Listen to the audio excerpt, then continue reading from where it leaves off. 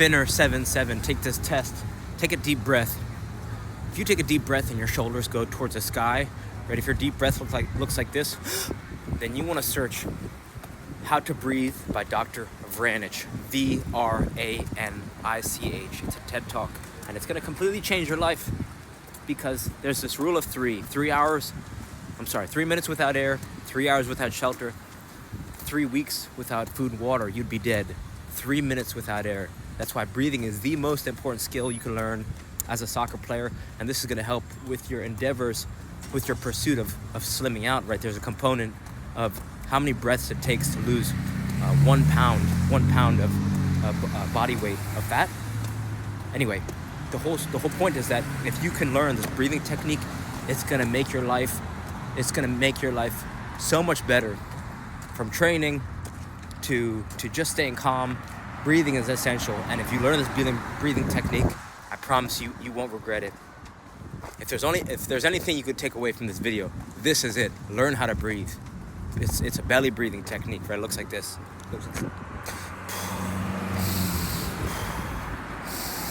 So that's one more time. The question is, can I learn how to breathe? That's Dr. Vranich, V-R-A-N-I-C-H. The tool you want to learn and get real familiar with is an RMT rope.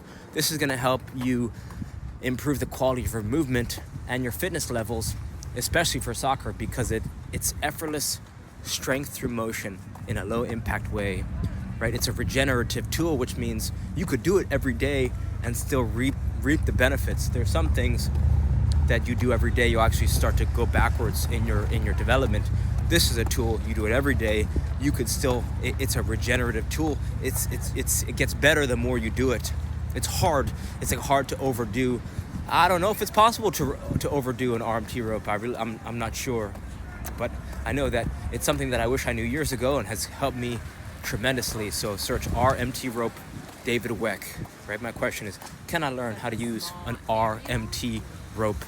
And plus, it's easy to test, right? For $10 at your local hardware store, you can make one yourself. It's just a piece of rope as long as you are tall. So give this a try. Number 3 is a kick trainer. Kick trainers are timeless because you could cram months of training.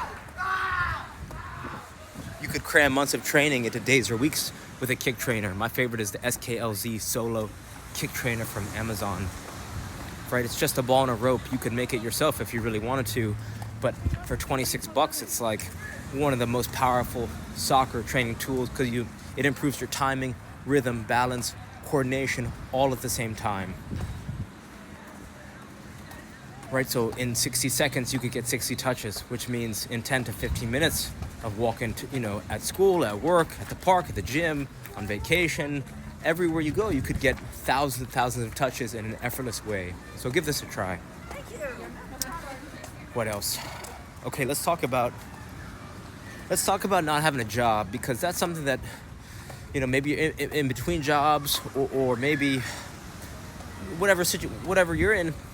I think getting the job can help you grow your soccer life, right? Because if you get a job locally, as best as possible, something that you could walk or bike to, then that's going to help you improve your fitness. It's going to help you start to appreciate more the value of a dollar, and you can grow just your relationships and the relationship with yourself with a job.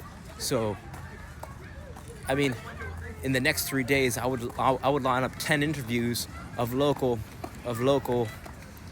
organizations that. And what will also happen is that if you, regardless or not if you get the job, just the action of going to apply will help grow your life. It'll make you more resilient, right? The rejections will help you grow your life. So I think that'd be a great place to start, just to make you stronger. Next, let's talk about food rules. You want to avoid eating 3 hours before bed. This is because the closer you eat to bed, the poorer your sleep. Because eating close to bed, it turns on your digestive system, which raises your heart rate. You want to do the opposite. You want your heart rate low for great sleep. And the follow-up of that rule is avoid drinking caffeine after noon, after 12 p.m. right? Caffeine has a half-life of 12 hours, which means a 100 milligram cup of coffee at noon still has 50 milligrams of caffeine coursing through your blood at midnight, which is not good. So rule one is, can I avoid eating 3 hours before bed? Right? There's a quote that goes 3, 2, 1. Avoid eating 3 hours before bed. Avoid drinking 2 hours before bed. Avoid the cell phone 1 hour before bed. 3, 2, 1. And then it's avoid caffeine before noon. And then rule 3 for eating is, can I take 100 steps after I eat? That's from a quote that goes, the man who takes 100 steps after he eats lives to 100. So it's about energy. It's about where the energy goes. When you eat something, you want to put that energy to work instead of eating and then taking a nap or something, right? If you eat and then take a nap, you feel crummy, you feel sluggish. You want to get in the habit of eating and then putting that energy to work. Bike ride, juggling, bicycling, hiking, anything. Just get moving.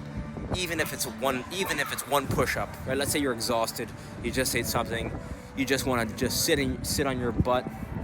Give me one push-up, give me a lap around the block, give me something.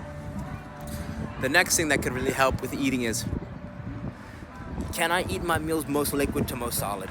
You'll find that you're gonna feel more energized if you eat your meals more liquid. So start from the most liquid thing to the most solid thing. If you ever had this experience where you eat a lot of food and then you drink something, it kind of jams up your digestive system. Your stomach doesn't know what to do with it. So if you could follow this simple rule, eat from most liquid to most solid, you're gonna find that you're gonna digest better and you're gonna feel better. And then lastly, I'll follow up with, right, avoid fried foods and avoid foods with a lot of ingredients.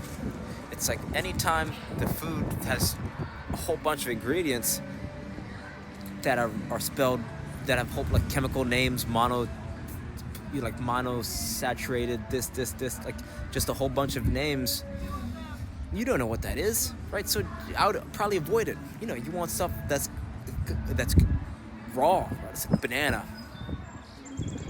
apple, almonds, right? Like eating foods that are good for you is going to help you feel better. It's going to help you give you the energy you need to feel great.